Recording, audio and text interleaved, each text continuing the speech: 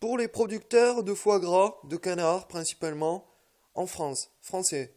Donc là, c'est le label terroir. Voilà, optimisé. Premier problème, c'est la vision qu'ont les consommateurs, que ce soit en France, en Europe, à l'international, de la souffrance du canard. C'est peut-être aussi pour ça que c'est aussi bien coté le foie gras.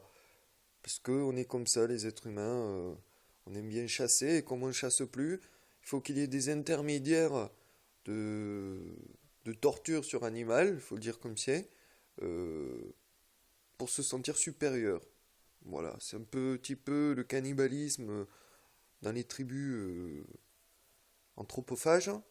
C'est le même processus mental. Alors vous qui êtes des producteurs, vous fréquentez quotidiennement des milliers de canards enfermés dans des endroits réduits, et il y a une critique comme tous les ans. Et un des producteurs a dit, vous voyez, il peut bouger les ailes et tout.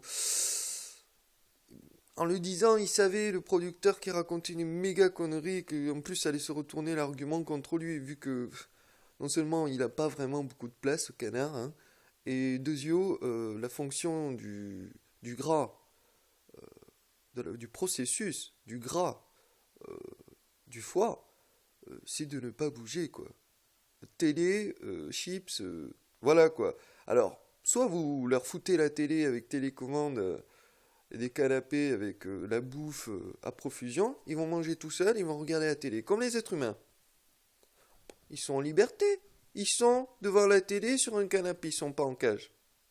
C'est le même processus mental que je voudrais que vous puissiez modéliser. Allez voir directement après la vidéo vos canards, vos milliers de canards, dans votre entrepôt. Juste après ma vidéo, si vous la recevez.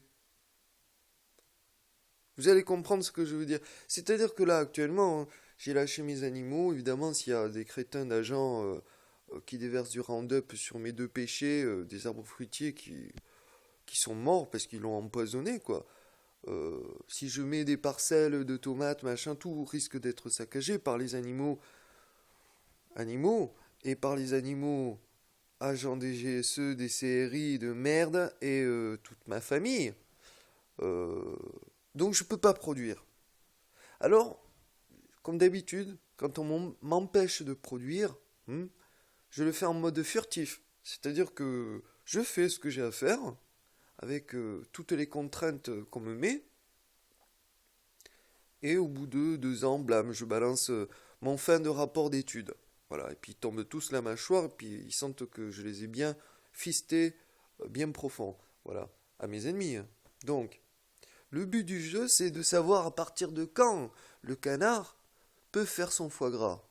Optimisé, il faut qu'il soit jeune adulte. Mais entre poussin et jeune adulte, faites comme moi, vous les lâchez en liberté. Dès qu'ils ont une certaine taille, blâme, hop, il va au paradis, il est enfermé, il est tout ce qu'il veut à manger, les meilleures choses et tout. Et c'est là qu'il fait du foie gras. Mais il a les tendons solides, il a des muscles bien fermes, bien striés. C'est pas une viande à moitié morte, pourrit et qui fait son foie gras énorme.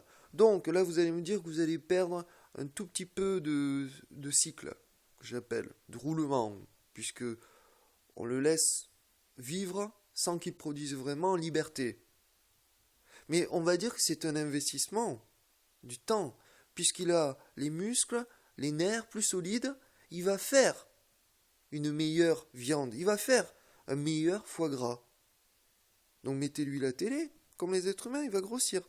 Voilà. Donc c'est le roulement. Donc je pense à un tiers supplémentaire, vous devez prévisionner le roulement. Donc ça veut bien dire que vous avez un terrain, vous avez des canards en liberté, vous avez un entrepôt où vous avez les jeunes adultes qui commencent à faire le foie gras, et vous avez le matériel et la pièce d'extraction du foie euh, dans les normes phytosanitaires français et européens. Et là, vous êtes 100% bio, machin, tout ce que vous voulez, et personne ne peut vous dire que vous lui faites souffrir. Car il ne souffre plus, il est au paradis, du début à la fin.